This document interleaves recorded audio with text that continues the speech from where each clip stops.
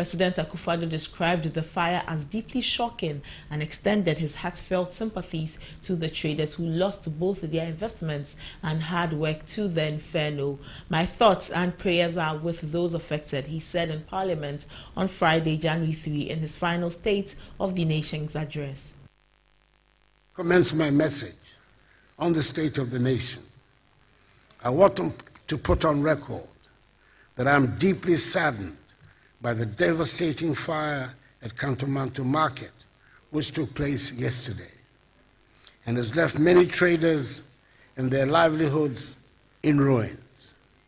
My thoughts and prayers are with those affected, and I extend heartfelt sympathies to the hard-working traders who have lost their goods and investments. Government stands with you and will work with relevant agencies to ascertain the causes of the fire and to provide the needed support. As a nation, let us unite in compassion and solidarity to help those who have suffered losses. Together, we can extend a helping hand to our fellow Ghanaians in need during. Meanwhile, the fire that engulfed Kantomanto Market in Accra Central's business district has claimed one life and left 14 others seriously injured. The blaze, which started at dawn on Thursday, January 2, ravaged large sections of the market, affecting over 30,000 traders and destroying more than 7,000 shops.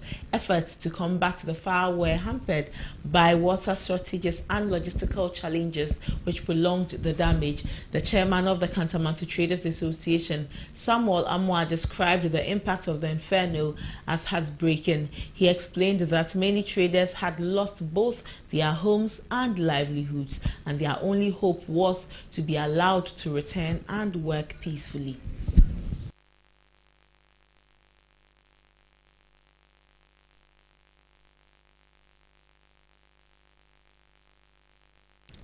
And into Parliament, the Deputy Minority Leader in Parliament, Emmanuel Ama Kofi Boah, has criticized President Ado Dankwa Akufo-Addo's government, calling it one of the worst administrations in the Fourth Republic. Speaking on the floor of the House, Kofi Boah remarked that the verdict of the Ghanaian people is clear, citing economic hardships, high youth unemployment, and other challenges. He further stated that President Akufo-Addo's poor record has confirmed on December 7 when Ghanaians overwhelmingly rejected the New Patriotic Party at the polls. Boah added that President Akufo-Addo will be remembered as the leader who was supported by the IMF when he took office and remained reliant on it throughout his tenure. He concluded by assuring Ghanaians that hope is on its way, with President-elect John Dramani Mahama and the NDC ready to work diligently to restore the country to better times.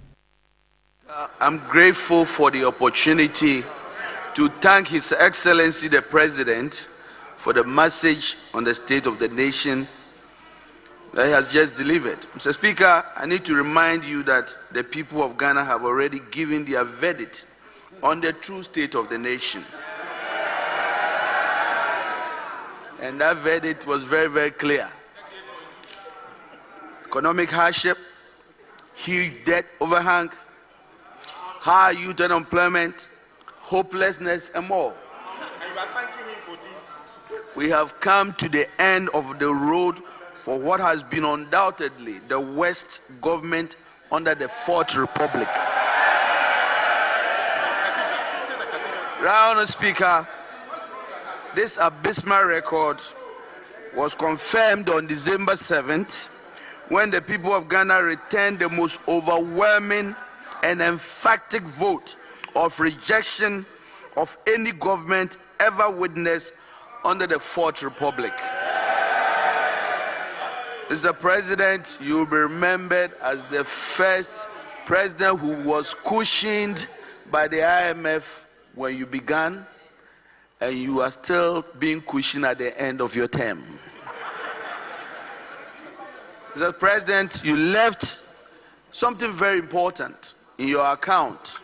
You left out an account Or still in Parliament, outgoing Majority Leader and Member of Parliament for Efutu, Alexander Afenyo-Markin, has praised President Nana Addo Dankwa Akufo-Addo's contributions to Ghana's education sector, describing his achievements as unmatched. Speaking in response to the President's final State of the Nation's address on the floor of Parliament on Friday, January 3, the NP expressed confidence that history would favorably judge Akufo-Addo's legacy. Mr. President, your country is proud of you.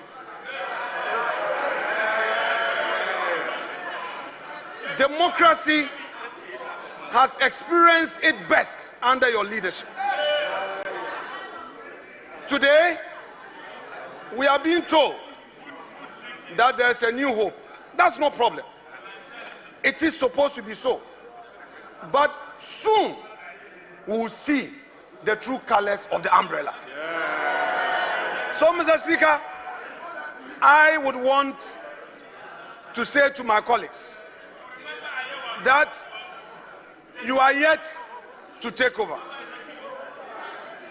We would be watching you for the next 4 years. And if indeed you have transformed, we will see with our naked eyes. This is a government that came into office and faced major challenge which confronted the world all over. Still on the State of the Nation's address, during President Nana Addo Dankwa Akufo-Addo's final State of the Nation's address in Parliament today, a concerning incident occurred when the President's aide-de-camp, Colonel Isaac Amponsa, collapsed while standing guard in the chamber. The collapse occurred shortly after President Akufo-Addo began delivering his speech, which highlighted the government's achievements and vision for the country. Colonel Amponsa, who has served as a dedicated member of the President's security detail for many years, suddenly lost his footing and collapsed without warning. The sudden nature of the collapse prompted immediate attention from Parliament's medical team, who rushed to the scene to assist Colonel Amponsa, who was promptly attended to and after receiving initial first aid was quickly transported to a nearby facility for further medical evaluation. The President, visibly concerned by the incident, paused his address briefly to ensure that Colonel Amponsa received the necessary attention.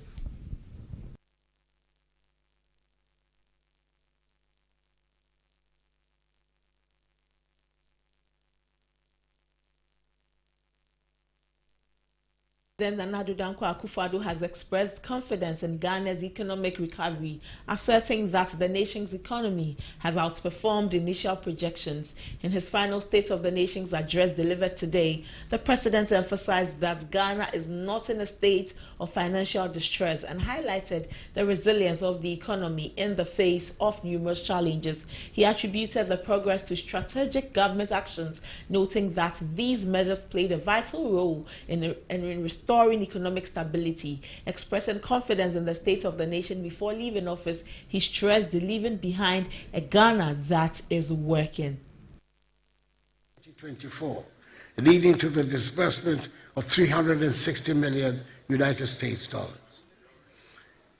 The fund has therefore disbursed a cumulative $1.9 billion United States dollars to date.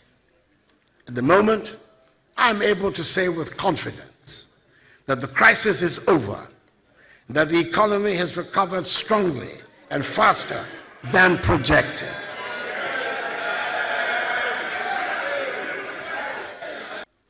Through the resilience and understanding of the Ghanaian people, coupled with the strategic measures we implemented, we have been able to chart a path towards the recovery that is underway. Today, we're witnessing the positive outcomes of the painful but yet necessary exercise. The economy is rebounding strongly. Our fiscal position is more stable, and our debt sustainability has significantly improved. Still on the President's address, President Nana Addo Dankwa Akufo-Addo, at his final address to the nation, has noted that he inherited Dumsor, the erstwhile Mahama government, yet he is leaving behind with the lights on. together with a 100 megawatt solar PV under construction at Bui and a mini-grid electrification program in Ada East, have advanced efforts to reach the 10% renewable energy target by 2030. Mr. Speaker, it is worth emphasizing that I inherited a nation plagued by doomsday, but I'm very happy to say that I leave office with the lights on.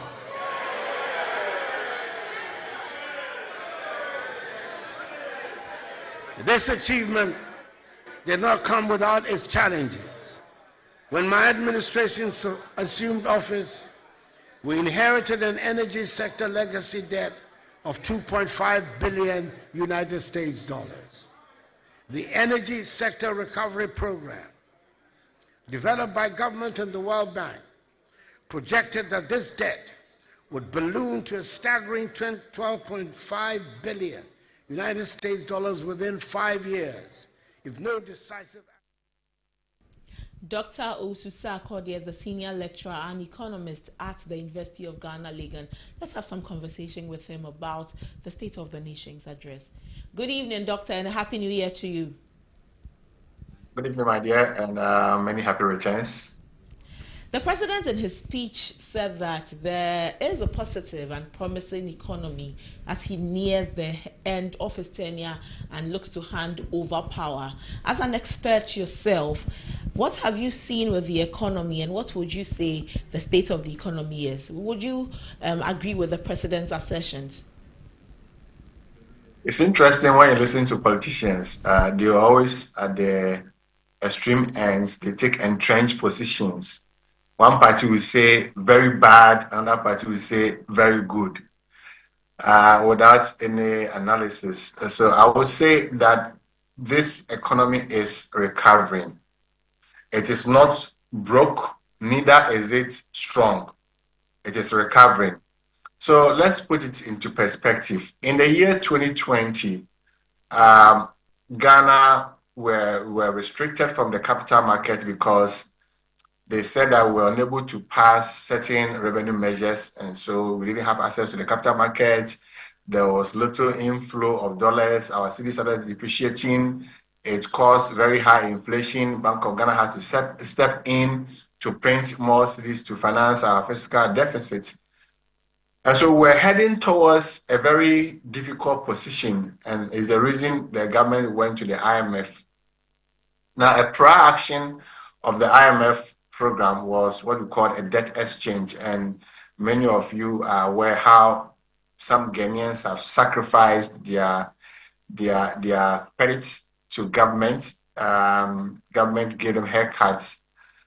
If you compare all the figures for now versus how they were in the year 2022, at the time Ghana went for the IMF program, you will conclude that things are getting better than we were or they were in 2022. However, those figures have not gotten to the levels of the pre-COVID. That's around 2017, 2018, 2019. So things like GDP growth rate, which was around averaging 7%, currently we are doing 3-4%. There is a likelihood that we'll end the year with about 5%. That's the year 2024. So it's better than 2020 figure of about 2%. Inflation, we ended the year as high as 54%. Today is around 23%. We were running out of reserves. In fact, it was one of the key reasons we went to the IMF, because Bank of Ghana was running out of reserves. So reserves is like the savings of the nation. So when you are running down your savings, very soon you'll be very broke. And things we have to queue for food and all that. So in order not to do that, the government went for the IMF program. So I would say that the economy is still recovering. It's like a sick person going to the hospital. The doctor has given you prescription and you are taking the medicine periodically as prescribed. You are done recovering from your sickness, but you have not recovered fully. Okay. And this thing I'm saying is embedded in the IMF review. In all the reviews they have indicated that Ghana's economy is rebounding, is we are getting better, but we haven't fully recovered. And the IMF boss puts it in this way that it's like climbing a hill. We haven't gotten to the peak of the hill, but we are somewhere in between, still climbing. So we are still recovering. And so we are neither very strong nor broke. We are a recovering economy. So at least we can stand on our feet a bit. Yes, we are better than 2022, far better than 2022. But some of the figures now are not what we expected the year to be, to end the year with. For example, Bank of Ghana indicated that they would end the year 2024 with inflation between 15 to 17%. We ended up with 22%, 23%. So even if you take the upper boundary, that's about 5 percentage points higher than we anticipated. So some of these things are still developments that we are still, the economy is still struggling with. I will also add that in spite of the external challenges, the external shocks from COVID, from the war, and from the geopolitical tensions in the Middle East, which caused supply chain disruptions and increased prices of imports, we have our own internal challenges as a country, challenges like our exchange rate, challenges like transport cost, challenges like the big gap between farm gate price and the market price. So for example, somebody may go to buy a bag of rice or maize at say 200 cedis from the farmers, and they'll come and sell to us on the market at say 500, a big gap. These are internal challenges. These are not caused by any war. These are not caused by any COVID. So we have both external and internal challenges that we have to deal with. And as a country, I think that we must put our foot down and deal with them. The major challenge confronting us, again, if you go back to the IMF reviews, have been high cost of energy. In fact, the general cost of living has been high cost of food and high cost of energy. Food prices have been very high. We know which items are driving inflation. We know the districts. In fact, Ghana Statistical Service, they have done very well to break down inflation to the very items that have high inflation. So if you want to resolve it, you go to those items. They have also broken down inflation to district level inflation. So if you want to know the districts or the regions with highest inflation, you know them and you go and deal with them. So these issues are confronting all of us. And in the fiscal position, let me add this before I forget.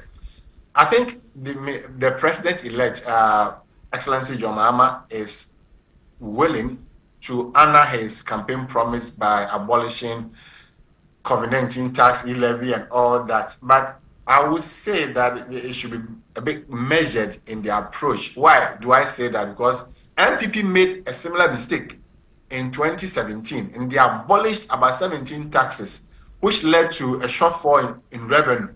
And at the same time, they were raising the expenditure. So that caused the rapid borrowing at that time. So President Mahama and the new government should be measured in how they abolish certain taxes. My recommendation is that if they want to abolish any tax, they must find a replacement, a contingency plan for that. Dr. Sarkodie, President Nana Dankwa said that when he came into office, he inherited 6.2 billion gross international reserves from the NDC government at the time. As he is leaving them with some 8 billion gross international reserves. Do you believe, from where you stand, that this is something he should be touting? As at the moment, our debt stock has risen to $761 billion from what we knew as $122 billion in 2016.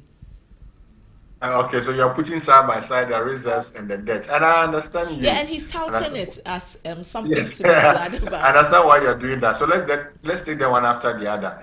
First of all, as a country, we developed appetite for borrowing instead of raising revenue domestically. In fact, the last time I did some calculations, between 2006 and 2022, the domestic revenue had grown by just about 3,000%. I think it was 3,900%. But the public debt had increased by 11,000% between 2006 and 2022. So what does it tell us? It tells us that as a country, we focused on borrowing and we neglected raising revenue domestically. So it's something that must be corrected. So it's a reason for our high debt. Now, three variables drive public debt. The first one is the budget deficit, the gap between revenue and expenditure. So as the gap becomes wider, then you have to borrow to replace. The second driver is the off-budget borrowing, things that are not budgeted for, but by the end of the year, by the time the year ends, you would have borrowed for it, like the financial sector cleanup exercise, and then also on the energy debts. And the third driver, which is about 29%, is the exchange rate. This is a typical example. We borrowed 1 billion in 2020 during COVID time. The exchange rate was 5.7. So that would be, in city terms, it would be 5.7 billion cedis. Today, the exchange rate is 15. So the same 1 billion without adding any nominal stock to it is no longer 5.7 billion cedis, but 15 billion Ghana cedis. So the exchange rate drives public debt, and is the reason our debt was unsustainable, and the IMF asked us to restructure it. We know this haircut thing, we know the history. And then now we are getting better because of the reliefs we have gotten from the domestic debt exchange, not of the external debt exchange. The reserves, we are accumulating reserves also because, one, in 2013, 2024, 2023, 2024, we suspended the payment of some of our external debts. So the money has been saved by the central bank. There are also some reliefs. Again, most of the revenues that the foreign reserves that we accumulated, the Bank of Ghana has been able to keep it. This good for reserves, good for oil program has also contributed to the build-up of the reserves, and that of the IMF money. The IMF money specifically is for building up reserves. That's why the first thing they look at is your balance of payment position. And our balance of payment position was negative. And that's why they intervened, gave us the money, and then it's building up. So this is the explanation for the two sides, the reserves and then the debt. Well, Dr. Sarkodie, we are grateful for your time this evening. We'll do all and then engage you more for a very lengthier conversation than this, so that we need more time. Yes. Thank you for your time this evening. Yeah, bye-bye. Bye. Dr. Opoku Sarkodie is a lecturer at the University of Ghana. Into more stories, President Nana Addo Dankwa Akufo-Addo has hailed the 2023 West African Senior School Certificate Examination WASSCE results as the best in the history of the exams in Ghana. Speaking during the State of the Nation's address, the President highlighted the historic achievements of Ghanaian students, crediting the success to his government's free senior high school policy and education reforms. The 2023 WASSCE results stand out as the best in the history of examination. Our reforms have not only expanded access but also enhanced the quality of education, the President said. Together with a 100 megawatt solar PV under construction at Bui and a mini-grid electrification program, candidates sat for the WASSCE. Ghana has consistently recorded over 50% of candidates scoring A1 to C6 in all 4 core subjects. This marks a stark improvement compared to the years prior, particularly the period when pass rates in core subjects were largely below 50%.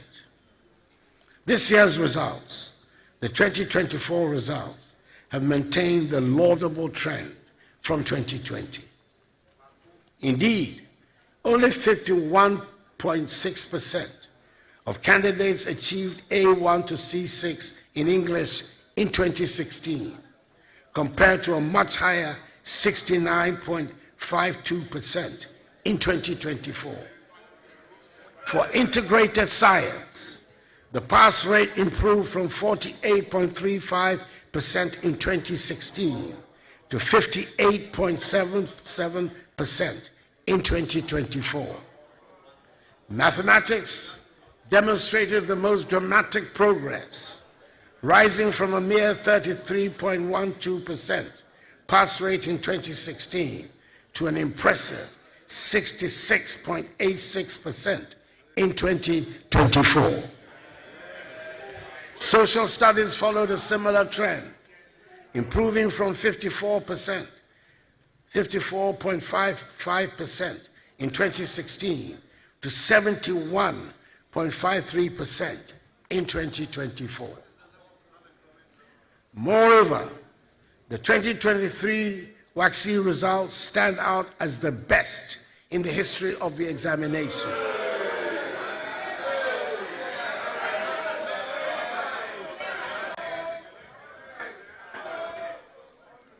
No amount of shouts. Also, we're trying to establish contact with our guests to speak on the matter of education. Unfortunately, we have not been able to establish contact. When we do, in our subsequent bulletins, we will bring conversations on the President's State of the Nation's address, particularly on education. But more in the State of the Nation's address, President Nana Addo Dankwa Akufo-Addo has reiterated his administration's commitment to tackling corruption, asserting that allegations against government appointees were thoroughly investigated by independent institutions and largely found to be baseless. Delivering his final State of the Nation's address today, President Akufo-Addo outlined key anti-corruption measures undertaken during his tenure.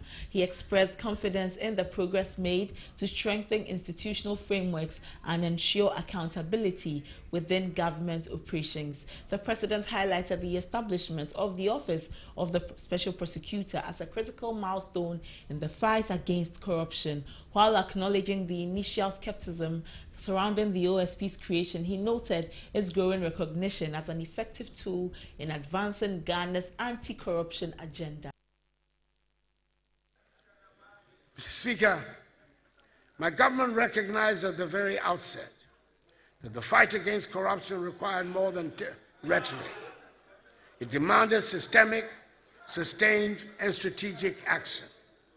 To this end, my government initiated a holistic program of legislative, administrative, financial, and technological reforms. Indeed, one of my most satisfactory moments as president was when we established the Office of the Special with considerable skepticism in some quarters, but I believe now that there is general consensus that has been an important contributor to our anti-corruption efforts. During my first term, we passed corruption from a misdemeanor to a felony, with harsher penalties of 12 to 25 years of imprisonment. We also enacted key laws such as the Fiscal Responsibility Act, the Revenue Administration Amendment Act, and the Anti-Money Laundering Act, all of which have strengthened our institutional framework to combat corruption and ensure accountability. Mr. Speaker, my government recognized at the very outset that the fight against corruption required more than rhetoric. It demanded. The President, Nana Addo Dankwa Akufo-Addo, has reflected the significant impact on the fight against illegal mining, popularly known as Galamsey, on his presidency and his political party. During his final State of the Nation's address, the President acknowledged that the battle against Galamsey had considerable political consequences. He stated that the fight against Galamsey led to the loss of several parliamentary seats by his party in the 2020 elections, which ultimately influenced the composition of the 8th Parliament. This in turn affected the implementation of his policy agenda, and it had a significant impact on his second term as president, stressing that he truly placed his presidency on the line, hence the negative impact on his party. I knew and was very much aware that fighting Galamsey was not a universally popular position for a president to take. But I felt strongly enough about the need to protect our environment to say I was prepared to put my presidency on the line in the defense of our lands and water bodies. And indeed, Mr. Speaker, the fight against Galamsey led directly to the loss by my party of several parliamentary seats in the 2020 elections, and to the makeup of this 8th Parliament, which affected the implementation of my policy agenda and impacted the second term of my presidency. I welcome the many loud converts to the fight against Galamsey that suddenly appeared in the run-up to the 2024 elections. And I pray that more and more of us get to embrace the need for the protection of our lands and water bodies. As I have stated on numerous occasions, the fight against Galamsey is not a fight against mining or the extraction of the gold the Almighty has so generously endowed us with. But we owe it to future generations of Ghanaians to extract our minerals in a manner that protects our lands and water bodies. I'm happy to be able to say that we have implemented some of the boldest and most progressive policies in the mining, forestry, and land sectors.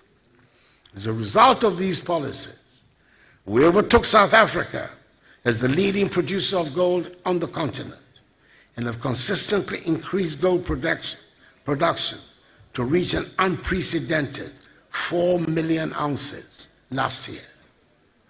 Not only have we revamped dormant mines like the Obuasi and Bibiani mines, we have also worked to deliver the Cardinal Namdi mine, the first large-scale mine in northern Ghana, and the first greenfield gold mines in our country in more than a decade.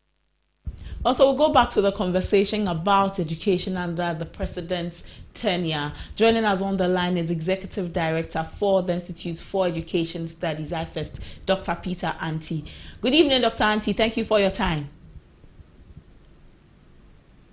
No, this is not Dr. Anti. This is Professor Bayo. My apologies, Prof. Yeah. Prof, the president has touted many things under his administration. One of those is his education reforms, the education sector. What is your assessment of education under the Akufo-Addo-led administration?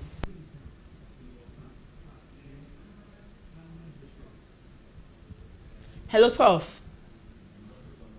We have lost Prof. We'll continue with the conversation. When we establish contact, we will speak with him once more on our conversations.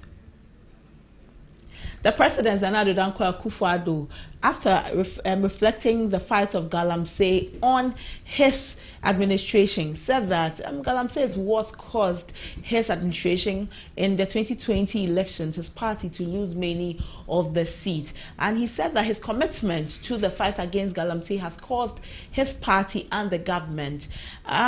We will also be having conversations on this with some environmentalists to find out if indeed what they make of the president's fight against Galamsey, the environmental issues under his government. You would recall that in previous months, so many groups, environmental groups, have raised concerns about our lands and raised concerns about how our environment is degrading because of all of this. So all of these are conversations we will be having on our environment, especially after the president's claims. So we'll be speaking with Daryl Bosu, who is with Arocha Ghana, and we will find out from him what he makes of the president's assertions or the touting of what they did about Galamsey. Good evening, Daryl. Thank you for your time. Yes, good evening. How are you doing? And Happy New Year. Happy New Year to you, Daryl. President Nana Addo Dankwa Akufo-Addo said that his fight and his commitment to Galamsey, to fighting Galamsey, is what caused his party to lose so many seats in parliament. It also affected his government to a certain extent. Do you think the president walked the talk enough by putting his presidency on the line? Well, thank you very much. I think, yes, I've listened to what the president said during his last State of the Nation address, and I must say that the issues he raised and claims he made is really far from the truth, because I think the reason why they actually lost the election is because of the escalation of mining, the pollution of our rivers, and the destruction of our forests that was provided by his government, and not the other way around as he's making us believe. So I believe that the president really did say a lot of good things. If he had acted on them as he should, then we would have been saying something different, but that was not the case. So it's unfortunate that he had to make these statements or claims during the State of the Nation address. And I think that if you look at the way the government handled Galamsey issues, it was not done as it should, and that's how come we failed in addressing Galamsey, because we had the best of opportunities. The citizens were behind all of us, and we all rallied behind the government to deal with Galamsey as it should, but they really failed in dealing with it. So I think everything he said is really far from the truth. It's far from the truth. Well, the president said that the fight is not necessarily against mining, but the illegality of it. The country has been blessed with natural resources. The president knows that we also need those resources to also grow as a nation, and he did his best per what he said. So if you say it is far from the truth, what more would you have expected him to do as in charge of the nation? No, I think I would give it to him by agreeing with him when he says that Galamsey fight is not against mining, because as a country, once you have mineral resources, it is our right to leverage that for our national development. But what is important is that that is done properly. You don't just say that because you are interested in promoting mining, you do it anyhow and you don't care the other cost that comes with it. Because if you really take a critical look and do a good cost-benefit analysis, I think we have lost as a country when you're looking at how far mining has brought us than the benefit we have received from it. So to that extent, he's saying he's not against mining. That is very true. And nobody has said that climbing out Galamsey is clamping down on mining. And that has never been the issues that civil society has raised. We have always agreed that as a nation, once we have mineral resources, we must leverage that, but it must be done the proper way. But what we saw within the time and within his regime was that, yes, some were done properly, but others, largely, most of it was done improperly. And that is how come we find ourselves battling with the menace of Galamsey as we see. And if we had done it so well, we would have had all our water bodies destroyed or polluted and our forest reserves under siege by illegal mines. So I think there's a lot more we could have done better than we did. And unfortunately, the story is not going in his favor. Okay. Darryl, before I let you go, yesterday the environmental bill was passed yesterday. What do you make of this new legislation? The Environmental Protection Authority bill, yes, it was eventually passed. I think this has been going on for quite a long time. I remember last year we were on it, and I think we're happy to see that it's passed. I think that is an opportunity to really make sure that everything we have said within the act now as it is, if assented to by the president, will be made to come to pass. The issue always has been its enforcement. We already have very excellent provisions in the previous act of the EPA. Now we have an authority. We expect that their work will be done even more properly, because their work also borders on ensuring environmental sustainability, issues with mining, issues with water pollution, even with air pollution, all of this. So if they do their work well, it's all about it will mean that we're also going to benefit from this particular bill that has been passed. But if we do not implement and ensure enforcement and compliance with the provisions of this bill, I think it would have been better if it is not passed. Okay. We're grateful for your time, Darryl. We'll come back to you. It's a pleasure as well. It's a pleasure. Thank you very much. Darryl Bosu of Arocha, Ghana. Moving on into more conversations. President Nana Addo Dankwa Akufo-Addo has urged President-elect John Dramani Mahama to prioritize the completion of the Agenda 111 hospital projects as he assumes office. The Agenda 111 initiative launched under the Akufo-Addo administration during the peak of the COVID-19 pandemic seeks to build 111 hospitals and district and regional hospitals, including psychiatric facilities, to bridge significant gaps in Ghana's healthcare infrastructure. While notable progress has been made, it is believed that out of the 111 projects, only 3 can be operational. Delivering his final State of the Nation address on Friday, January 3, the president emphasized the transformative potential of the Agenda 111 initiative, calling it a cornerstone of Ghana's health care development. The most important intervention is the Agenda 111 project we have embarked upon, that aims to place a hospital in every district. Out of the 101 district hospitals and 2 psychiatric hospitals on the project list, there are 99 district and 2 psychiatric hospitals where contractors are deployed and work is in progress. I'd hoped that construction would be completed on all of them, but that, alas, was not to be. I'm pleased to report that on December 5th, I had the utmost pleasure to commission 3 of the district hospitals. Progress of works on the other 98 active sites range from 5% for sites whose work commenced recently to 95% at other sites. I'm hoping that the incoming Mahama administration will ensure that the project is completed. Well, we'll take a break with the local stories. Let's take some business news.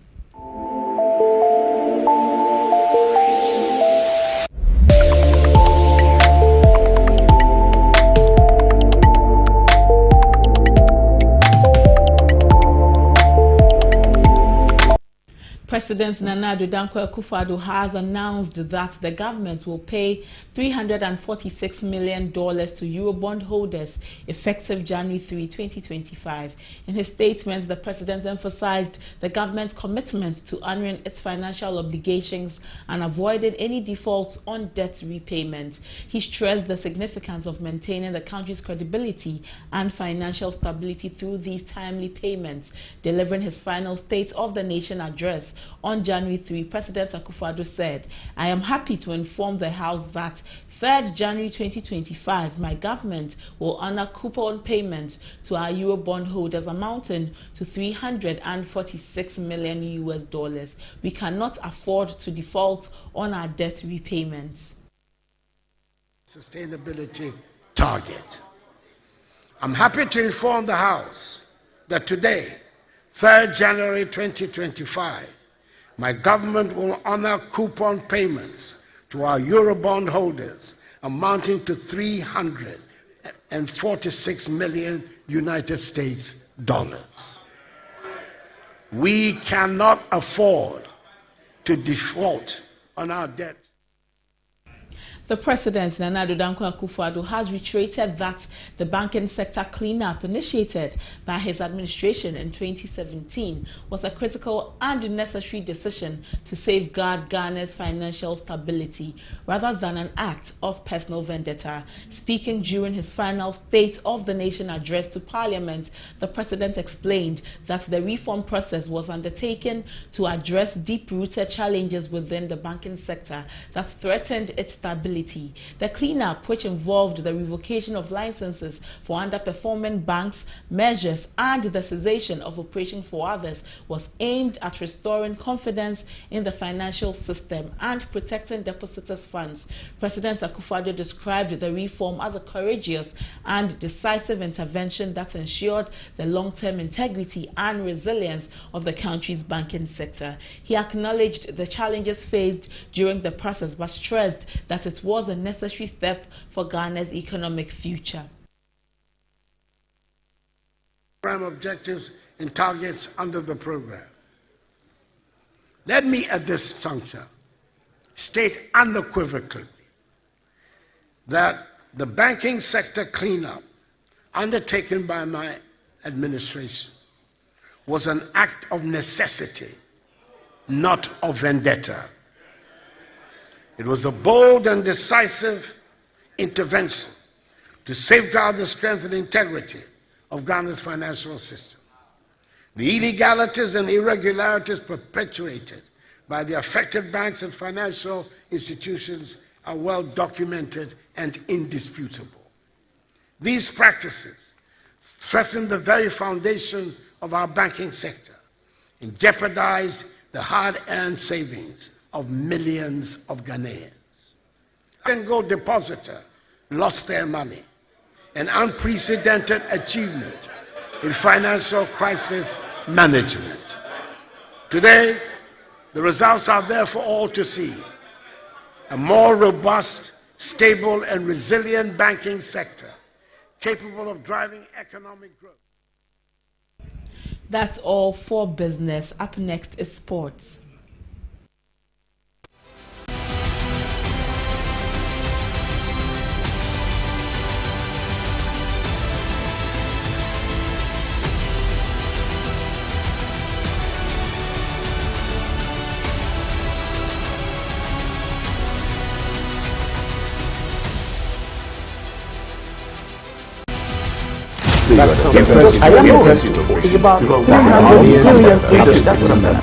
This is where the headlines are probed.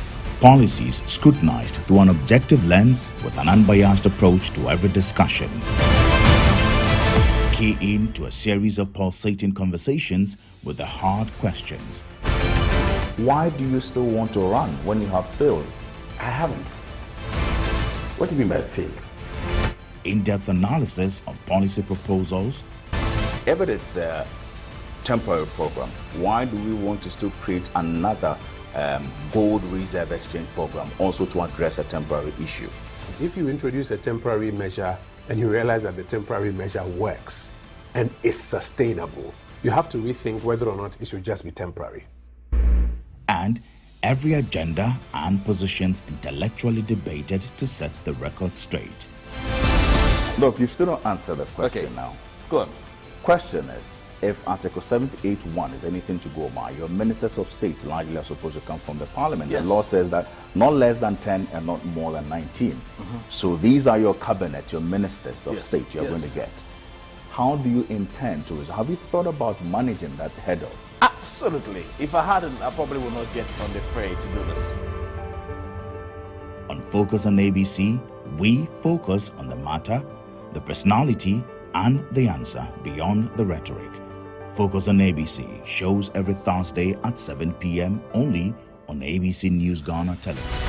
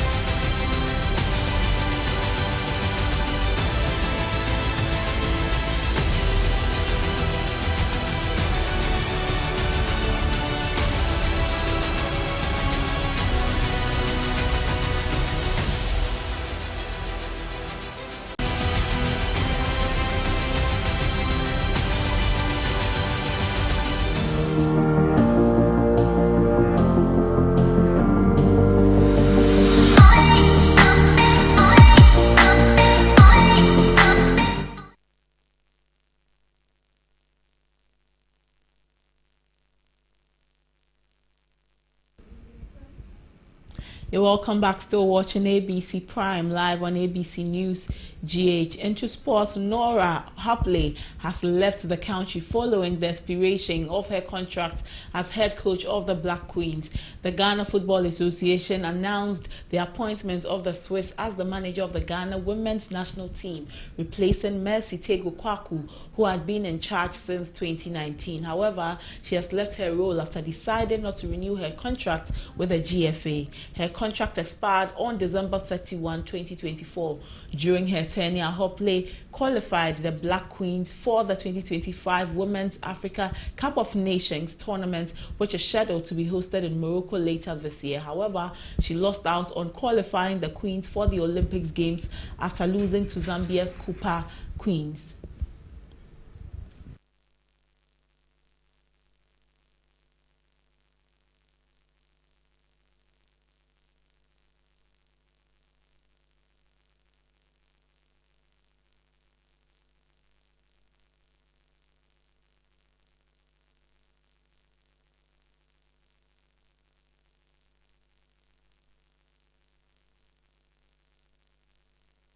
Well, that's all for sports. We'll go back to our story on education under the Akufo-Addo administration. Speaking with us on the line is Richard Kwashi Kove. He is the NAGRAT Secretary for Greater Accra. Good evening, Mr. Kove, and a Happy New Year to you. Good evening, and good evening to your viewers, and many, many happy returns. What is your assessment of the education sector under the Akufo-Addo-led administration?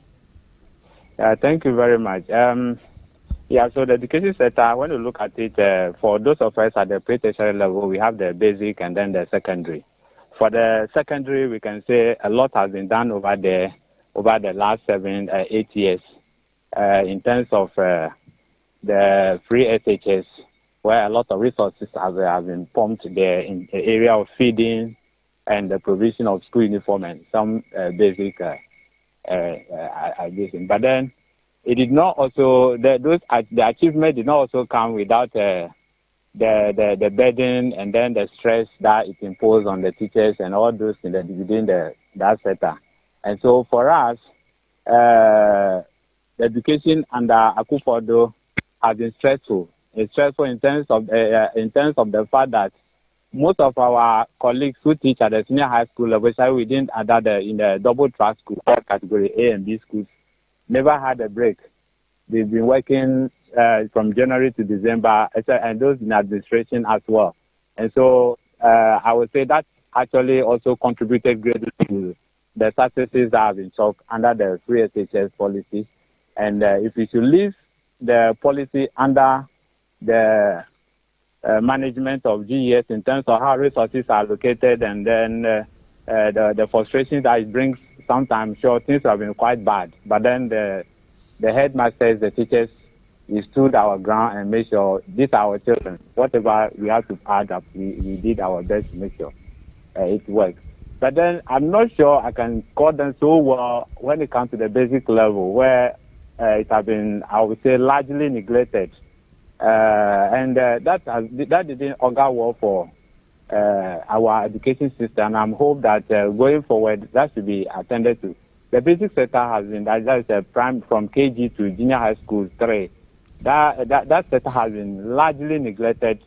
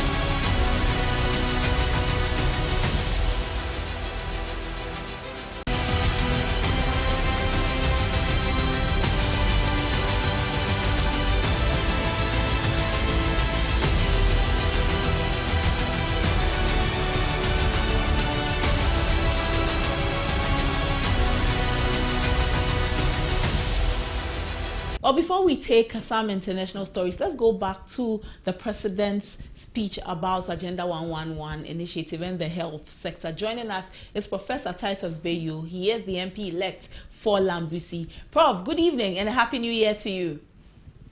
Good evening and Happy New Year to your audience. The president has said that Agenda 111 will do some very significant, will be very significant in our healthcare sector. He's asking the next government to place more emphasis on it. If you were to look at the health sector as a whole under his presidency, how would you assess it?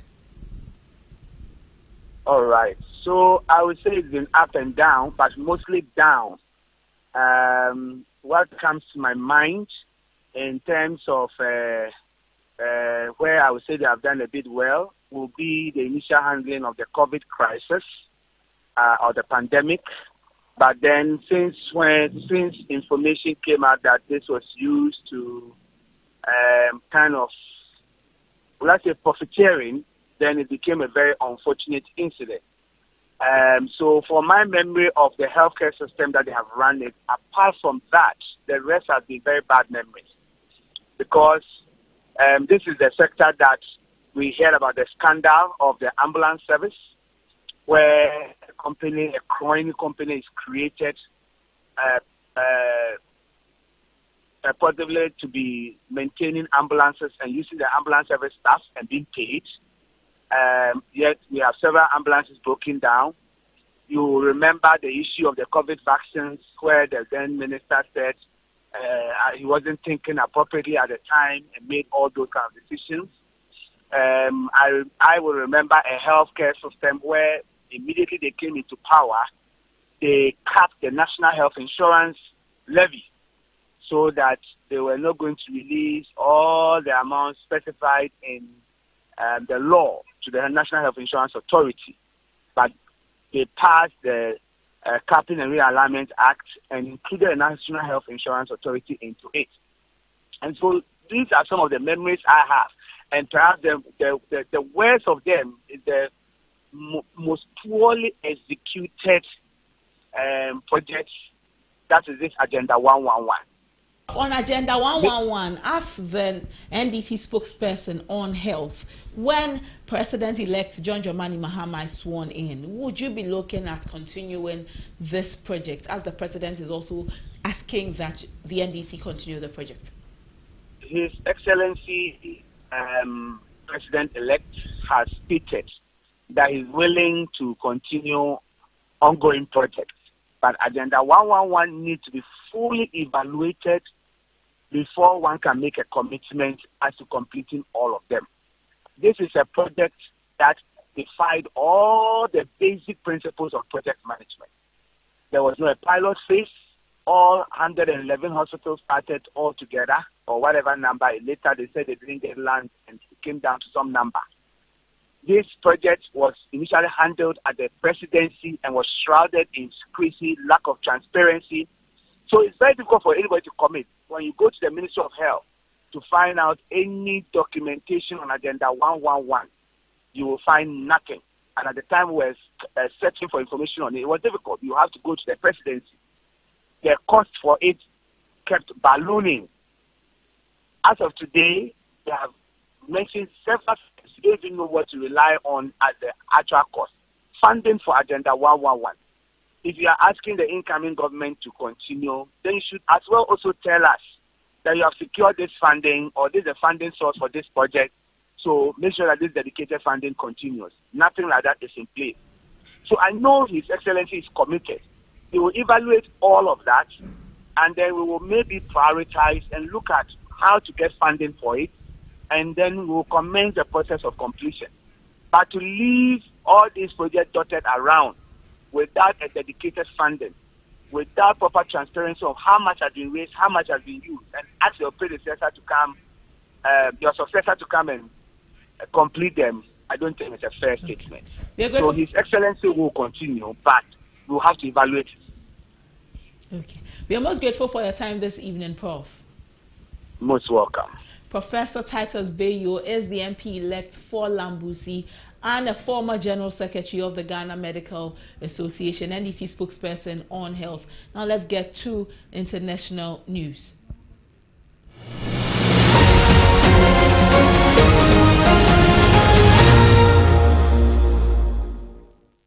The aftermath of Mozambique's disputed presidential election has driven nearly 3,000 people to seek refuge in neighboring countries as violence and unrest continue to grip the nation. The defeated presidential candidate Venancio Mondlane cancelled a planned address on Thursday, January 2, where he was expected to outline the next phase of the opposition's protest movement. For nearly 2 months, Mozambicans have been demonstrating against the October 9 election results, which saw the ruling Frelimo party in power since independence retain the presidency. According to an international note from Eswatini's authorities, nearly 1,000 Mozambicans have crossed the border into the kingdom over the past 2 months. Many have found shelter at the Malinza refugee center near the border, which is now overwhelmed.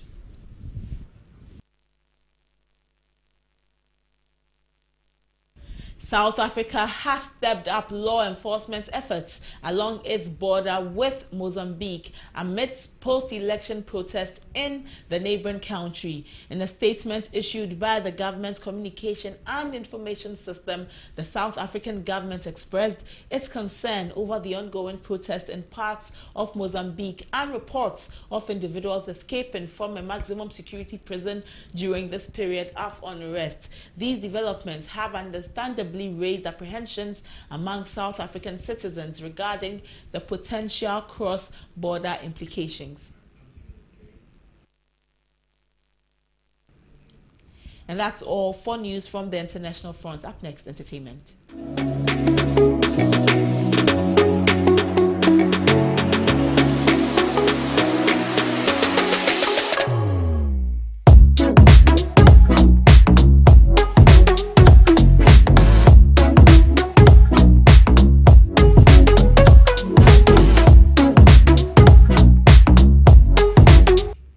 Entertainment's British rapper of Ghanaian descent, Stormzy, has been banned from driving for 9 months after admitting to using his phone while behind the wheel of his Rolls-Royce in London. The 31-year-old artist, born Michael Ebenezer Owo Jr., is celebrated for propelling the grime nature into mainstream success. His debut album, Gang Signs and Prayer, earned him the Brit Awards Album of the Year in 2018, alongside the Best Male British Solo Artist title, a distinction he reclaimed in 2020. However, his driving record tells a different story. District Judge Andrew Sweet, presiding at Wimbledon's Magistrates